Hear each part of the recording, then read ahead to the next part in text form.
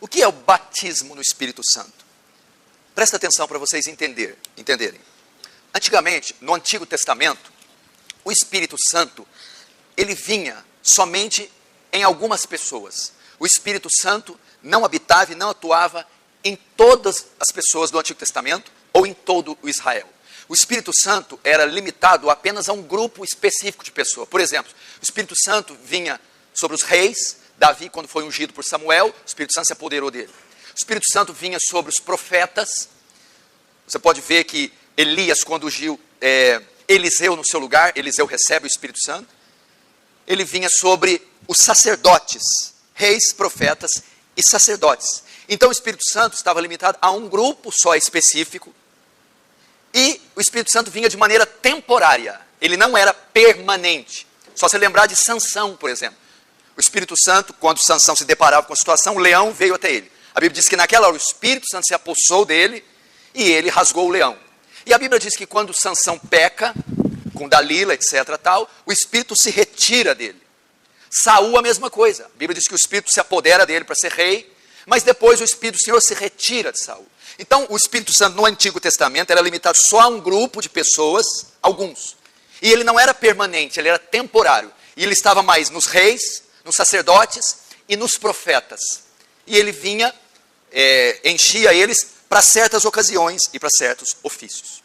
Contudo, o Senhor promete que em um tempo futuro, ele derramaria o Espírito Santo, não só sobre mais reis, sacerdotes e profetas, mas sobre toda a carne. E o Espírito não seria mais temporário, seria permanente. Entendeu? Grava bem isso. O Espírito Santo já atuava no Antigo Testamento? Atuava. Gênesis 1 ele já estava lá. Ele, por exemplo, capacitou pessoas para ofício, por exemplo, Basileu, para construir o tabernáculo. Como que ele construiu aquela arquitetura toda detalhada? Deus encheu esse homem de sabedoria e destreza. Êxodo 31 diz que ele recebe o Espírito Santo para construir o tabernáculo. Então Deus usava algumas pessoas no Antigo Testamento e ele atuava no Antigo Testamento. Como é que essa pessoa convertia no Antigo Testamento? Então o Senhor faz uma promessa que um dia ele viria na plenitude, viria sobre todas as pessoas e estaria permanente. Temos várias profecias disso no Antigo Testamento. Mas vou citar a maior delas, a mais clássica, a mais conhecida, que está em Joel, não precisa abrir, 2:28.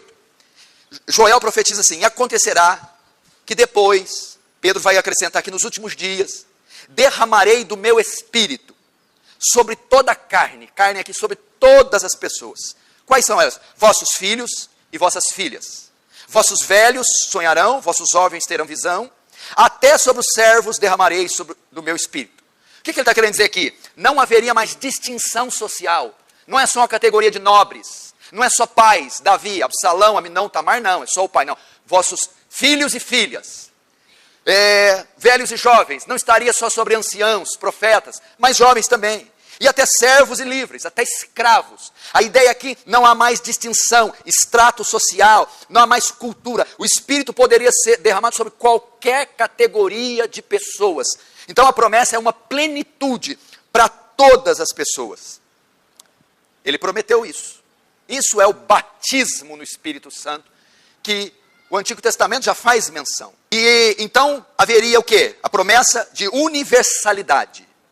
O Espírito Santo para todos.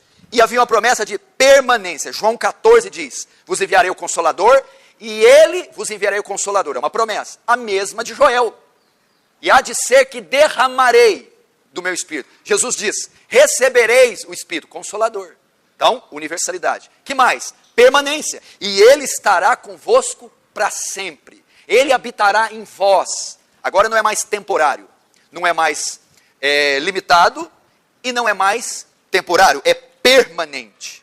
Era a promessa que iria se cumprir futuramente. O Novo Testamento também faz uma profecia do Espírito Santo, do batismo no Espírito Santo. Está em Mateus 3:1. É João Batista. João Batista é um profeta, o último profeta da Antiga Aliança. Se você ler do capítulo Mateus 3, do verso 1 ao 5, do verso 1 ao 12, fala disso. Olha só.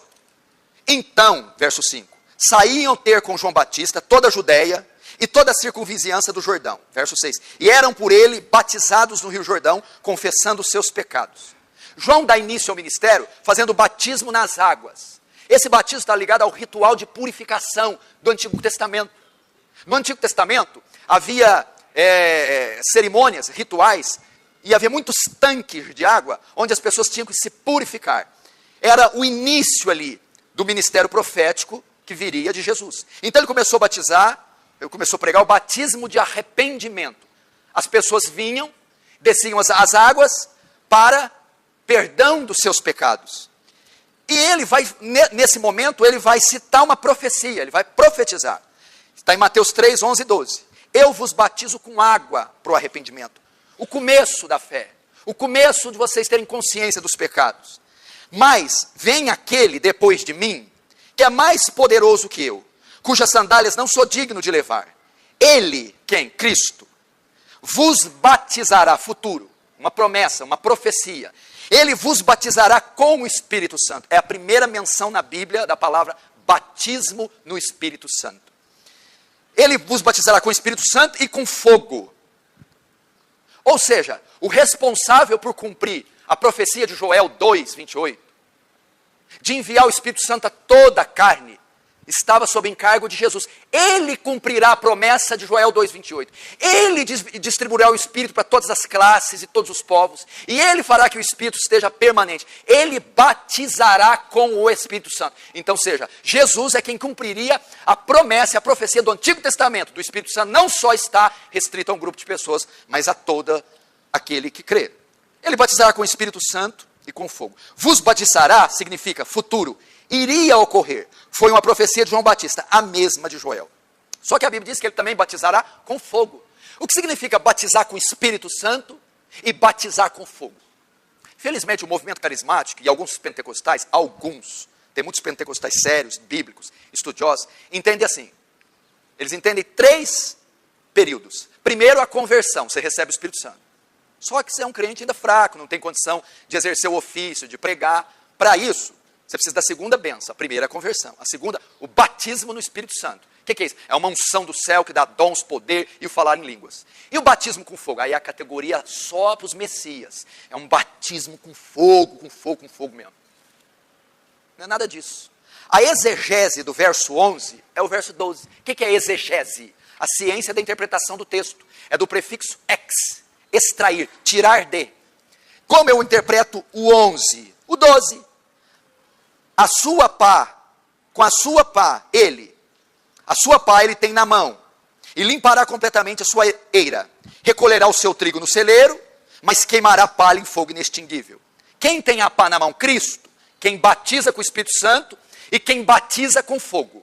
Ok? Ele tem a pá. Essa pá, ele vai pegar uma eira e separar o trigo e colocar no celeiro. E a palha no fogo. Batismo com o Espírito Santo é o trigo colocado no celeiro. Salvação. Jesus veio para selar com o Espírito Santo aqueles que ele vai salvar.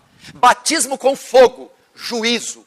Vai pegar a palha, os bodes, os ímpios, e vai queimar. Jesus veio então tanto para salvar quanto para condenar. Batismo no Espírito Santo, salvação. Batismo com fogo, juízo, condenação. Não tem nada de segunda e terceira bênção. Entenderam? Por causa do verso 12. A palha que vai queimar em fogo inextinguível. Ué, qual palha que queima em fogo inextinguível? Você colocar fogo na palha ali, dá 10 minutos, não acabou o fogo? Fogo inextinguível, aonde tem fogo inextinguível? Qual lugar que o fogo não apaga? Ah, tá. Então a palha que vai lá é ímpio, juízo. O celeiro de Cristo, céu. Batismo no Espírito Santo, selo, salvação. Batismo com fogo. Não é o Espírito Santo torrando o crente, para o crente ficar poderoso, não. Cuidado com quem ora. Deus me batiza com fogo, batiza com fogo. Batizar com fogo é mandar você para o inferno. Então Joel profetiza, João Batista profetiza, agora Jesus também profetiza. Jesus também fala sobre a promessa do Espírito Santo, que viria, não veio ainda. Lucas 24, 49, olha só. Eis que envio sobre vós a promessa do meu Pai. A que promessa é essa? A de Joel 2, 29. A de João Batista, o derramamento do Espírito. Permanecei, pois, na cidade de Jerusalém, até que do alto se cumpra a promessa. Até que do alto o Espírito revista vocês. Até que do alto ele venha sobre toda a carne.